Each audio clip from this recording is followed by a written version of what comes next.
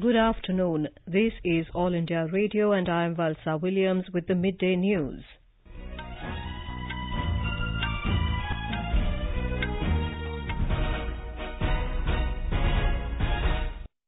The headlines. India needs GST-like federal structure for healthcare and agriculture sector, says Finance Minister Arun Jaitley. Supreme Court allows candidates above 25 years to appear in NEET 2019 for undergraduate courses, extends last date of application by 1 week.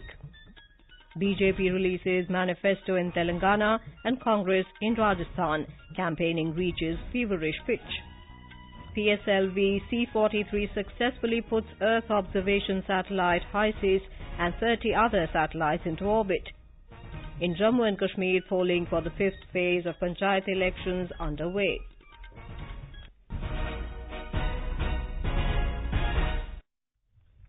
Finance Minister Arun Jaitley today said the country needs a GST-like federal structure for healthcare and agriculture sector.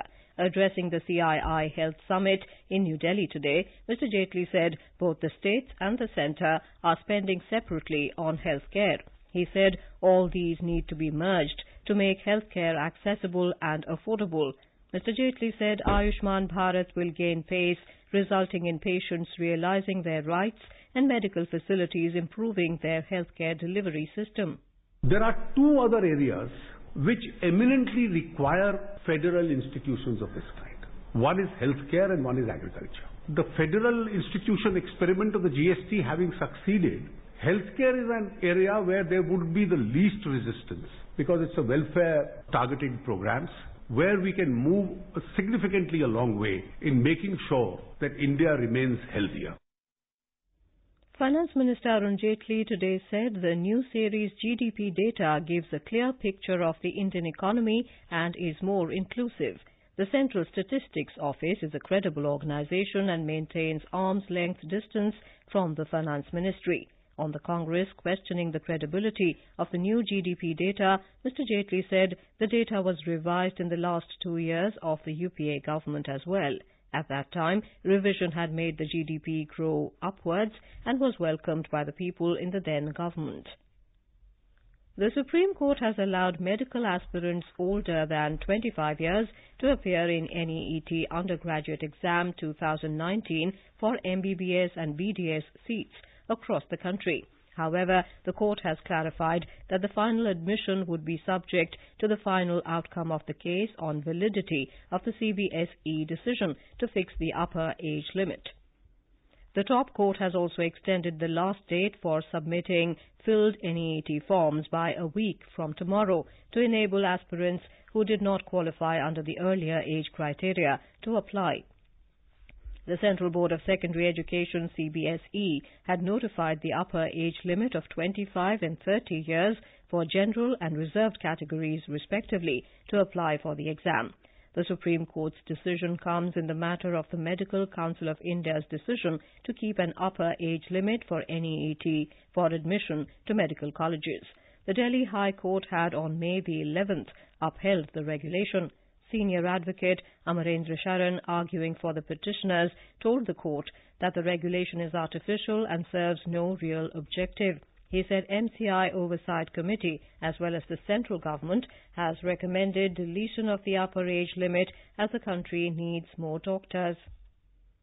Telangana State BJP today assured farmers a loan waiver up to 2 lakh rupees, free laptops to students and benefits of Ayushman Bharat program to 3.5 crore people if it is voted to power in the state. The party state unit released its election manifesto in Hyderabad. Speaking on the occasion, BJP State President Dr. Lakshman assured the people of Telangana that the manifesto will be implemented in letter and spirit. The BJP also assured that the retirement age will be increased to 60 years for state government employees. Meanwhile, BJP senior leaders are addressing a series of election rallies across the state. Senior BJP leader and Union Home Minister Rajnath Singh today addressed a rally at Nagar Karnool. He is scheduled to later address rallies at Vanparthi, Zahirabad and Maheshwaram constituencies. Congress President Rahul Gandhi is also taking part in electioneering on the second day of his second spell of campaign in the state.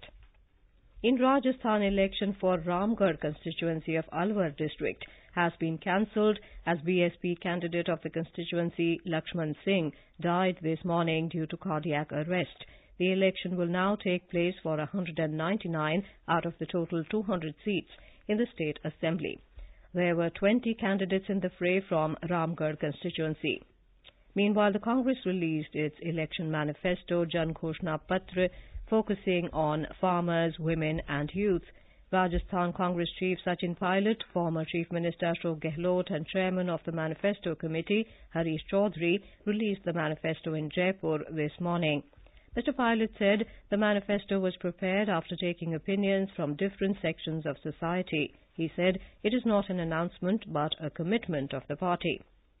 BJP President Amit Shah, Chief Minister Vasundhara Raje, Senior Congress leader Ashok Gehlot and State Congress Chief Sachin Pilot will also address a series of public meetings today. More from our correspondent.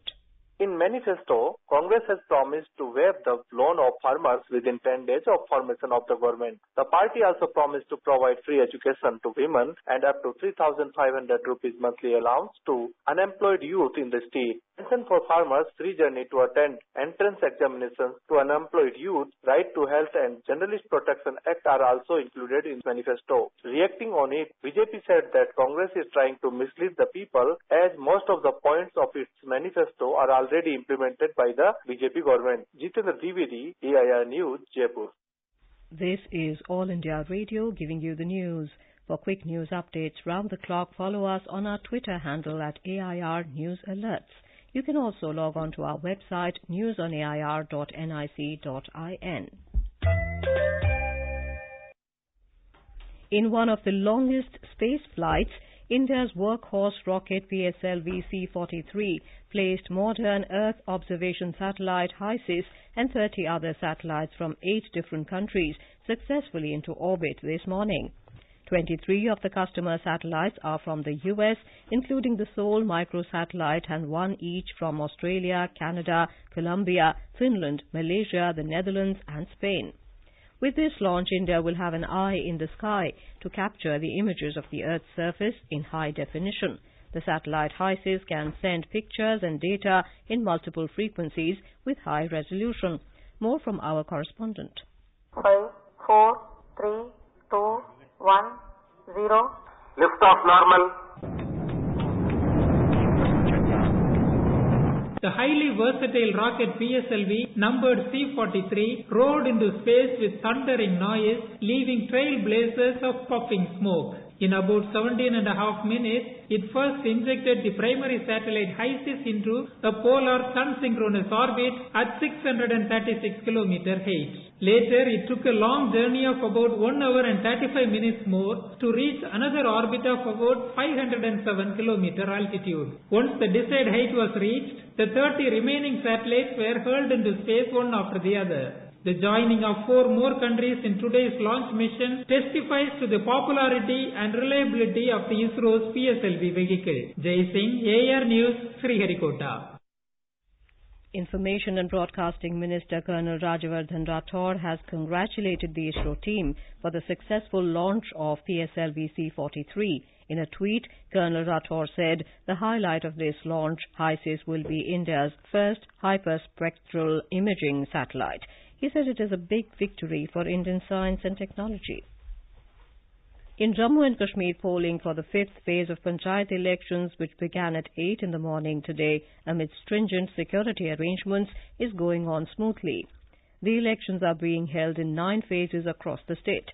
In the 5th phase polling, 118 sarpanches and 1,046 panches have been elected unopposed. Voting is taking place on the remaining 309 sarpanch and 1,534 panch seats, for which 4,763 candidates are in the fray. A report from our correspondent.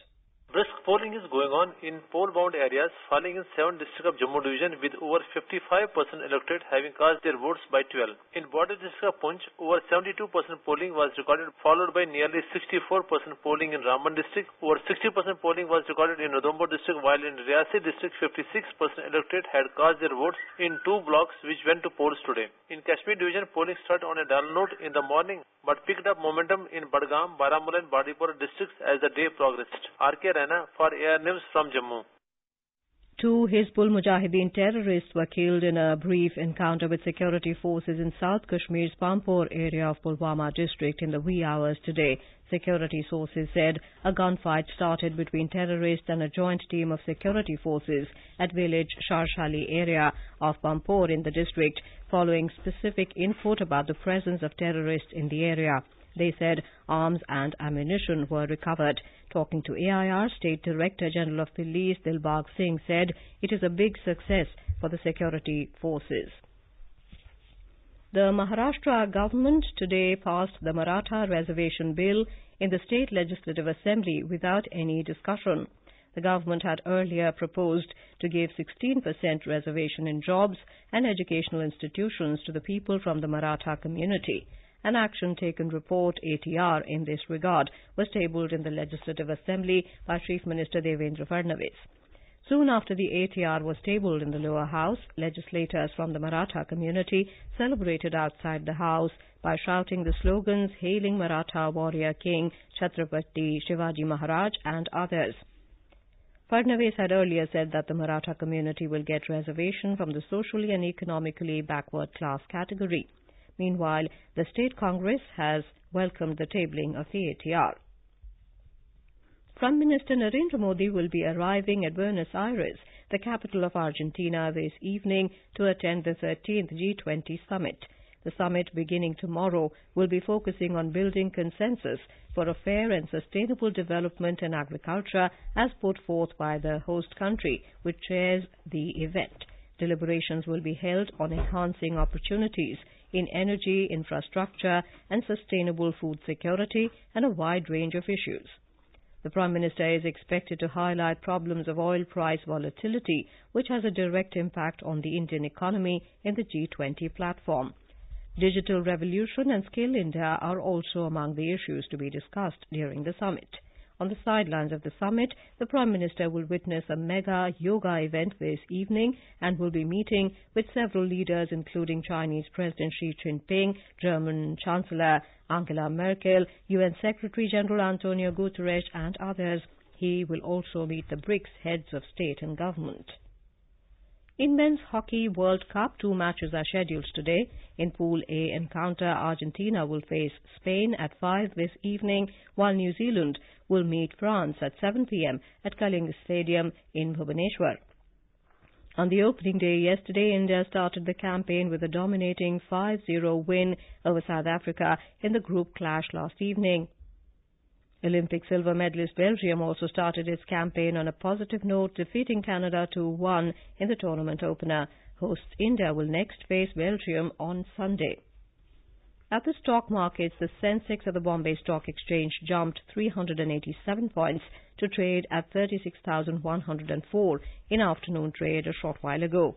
The Nifty at the National Stock Exchange climbed 106 points to 10,835. At the forex market, the rupee shot up 71 paise against the dollar to trade below the 70 rupee level at 69 rupees 91 paise in intraday deals. The government has launched a unique initiative called Bhasha Sangam to introduce school students to 22 Indian languages. The initiative under Ek Bharat Shresht Bharat was launched on the 22nd of this month and will continue till the 21st of December. And now, before we end the bulletin, the headlines once again. India needs GST-like federal structure for healthcare and agriculture sector, says Finance Minister Arun Jaitley in New Delhi. Supreme Court allows candidates above 25 years to appear in NEET 2019 for undergraduate courses, extends last date of application by 1 week.